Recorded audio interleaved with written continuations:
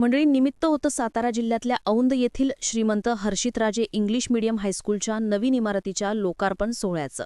राज्याचे उपमुख्यमंत्री अजित पवार यांच्या हस्ते हा सोहळा पार पडला. या सोहळ्यात अजित पवारांना खास तलवारही भेट देण्यात आली. ज्या औंधमध्ये हा सोहळा झाला त्या औंध संस्थानांच्या अधिपती गायत्रीदेवी पंतप्रतिनिधी याही उपस्थित होत्या. शिवाय पंतप्रतिनिधींचं पूर्ण कुटुंबच या सोहळ्याला उपस्थित होतं. शिवाय या सोहळ्याची एक क्लिप सुद्धा सध्या व्हायरल होतीये. या निमित्तानंच गायत्रीदेवी चर्चेत आल्यात. त्या ज्या संस्थानांच्या पंतप्रतिनिधी आहेत ते औंध संस्थान नेमकं कधी स्थापन झालं, या संस्थांचा इतिहास नेमका आहे तरी काय, पंतप्रतिनिधी म्हणजे काय, हे सगळंच आपण आजच्या या व्हिडिओच्या माध्यमातून जाणून घेणार आहोत.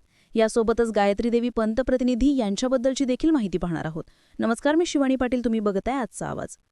मंडळी, मराठी विश्वकोशाच्या वेबसाईटवर दिलेल्या माहितीनुसार सातारा जिल्ह्यातल्या कोरेगाव तालुक्यातील किन्नी गावचे कुलकर्णी त्र्यंबक कृष्ण हे देशस्थ शुक्ल यजुर्वेदी ब्राह्मण या घराण्याचा मूळ पुरुष होय. यांचा मुलगा परशुराम त्र्यंबक यानं छत्रपती राजाराम महाराज जिंजीला वनवासात असताना इकडे महाराष्ट्रात रामचंद्र पंत अमात्याच्या हाताखाली औरंगजेबाविरुद्धात अनेक चकमकी व लढाई केल्या.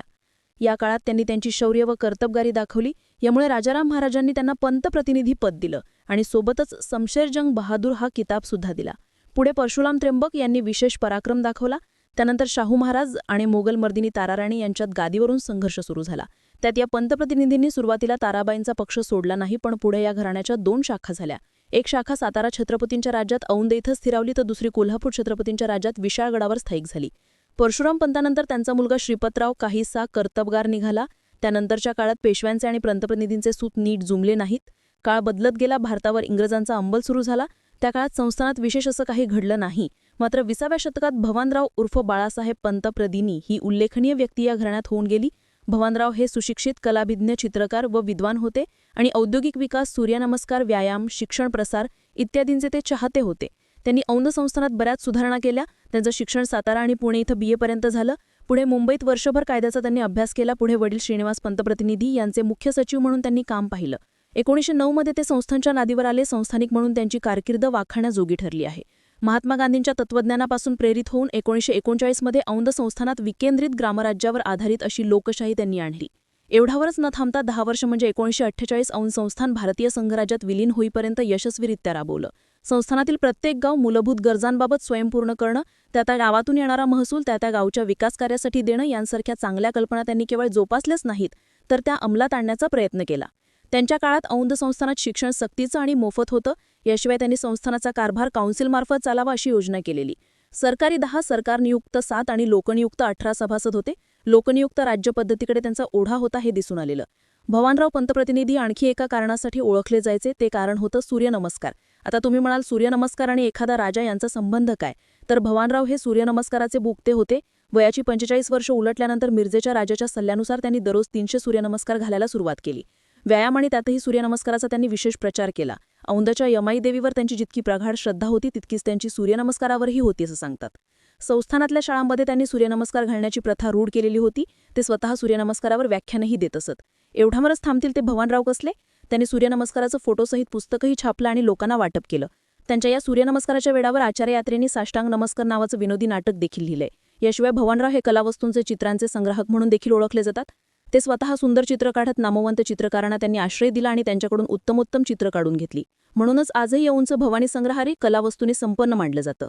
पुढे औंध संस्थानाचं भारतात विलिनीकरण झालं. किर्लोस्कर बंधूंचा किर्लोस्करवाडीचा लोखंडी सामानाचा कारखाना आणि ओगल्यांचा ओगलेवाडीचा काच कारखाना या संस्थानात सुरू झाल्यामुळे आसपासच्या प्रदेशाला औद्योगिक चालना मिळाली होती. या भवानराव पंतप्रतिनिधी यांचे ज्येष्ठ चिरंजीव आपासाहेब पंत यांनी अनेक देशात भारतीय संघराज्याचे राजदूत म्हणून काम केलं.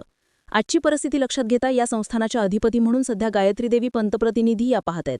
राष्ट्रवादी काँग्रेस पक्षाकडून त्यावेळी त्या जिल्हा परिषद सदस्य म्हणून निवडून आलेल्या होत्या. त्यानंतर त्यांची वर्णी सातारा जिल्हा परिषदेच्या अध्यक्षपदावर सुद्धा झालेली होती. त्यांची मुलगी चारुशीला राजे पंतप्रतिनिधी या देखील गेल्या काही वर्षांपासून राजकारणात सक्रिय झाल्या आहेत. म्हणजे श्रीमंत श्रीपतराव पंतप्रतिनिधी आणि त्यानंतर काही काळातच श्रीमंत बाळराजे पंतप्रतिनिधी यांचं निधन झालं. आयुष्याच्या वाटेवर प्रवास करत असतानाच नुकतीच सुखाची सुरुवात होणार असतानाच आकस्मिकपणे आलेल्या या दुःखाला गायत्रीदेवी यांना सामोरं जावं लागलं. एवढं मोठं दुःख येऊन पण न डगमगता औंध संस्थानांचा राज्यकारभार आणि औंध गावच्या विकासाची धुरा अनेक राजकीय, सामाजिक, कौटुंबिक आव्हानांना सामोरं जात गायत्रीदेवीने आपल्या खांद्यावर घेतली. औंध गावचा विकास करत असताना त्यांनी कित्येक कठोर व धाडसीचे निर्णय घेतले. शिक्षण, कला, क्रीडा या क्षेत्रात आज त्यांच्या नेतृत्वाखाली गाव मार्गक्रमण करतायत. शाळा कॉलेजच्या इमारतींचं नूतनीकरण करून आणि शिक्षणाचा दर्जा देखील उंचावत आज पंचक्रोशीत औंधाला शिक्षणाची पंढरी बनवलं आहे. विविध कलांना प्रोत्साहनाकरता कला मंदिर उभारली आहेत, भवानी संग्रहालयाचं नूतनीकरण केलंय, औंध संस्थानाचा पर्यटन विकासासाठी त्यांनी मोठे योगदान दिले. याशिवाय श्री यमाई मंदिराच्या शिखराचा जीर्णोद्धार असेल अशी बरीच कामं त्यांनी केली आहेत. संस्थानातील तरुण विविध क्षेत्रात कायम पुढे असावं यासाठी विविध माध्यमातून त्यांना प्रोत्साहित करण्याचं कामही त्या नेहमीच करत असतात. बाकी औंधच्या संस्थानाचं कला संस्कृतीच्या क्षेत्रात मोठं योगदान राहिले. हे योगदान नेमकं कोणत्या स्वरूपात होतं याची छोटीशी झलक पाहायचीच असेल तर कधी एकदा तरी औंधच्या भवानी संग्रहालयात भेट दिल्यावर तुम्हाला पाहायला मिळेल. बाकी माहिती तुम्हाला कशी वाटली कमेंट करून नक्की सांगा. सोबतच आपल्या आजचा आवाज YouTube चॅनलला सबस्क्राईब करायला अजिबात विसरू नका. धन्यवाद.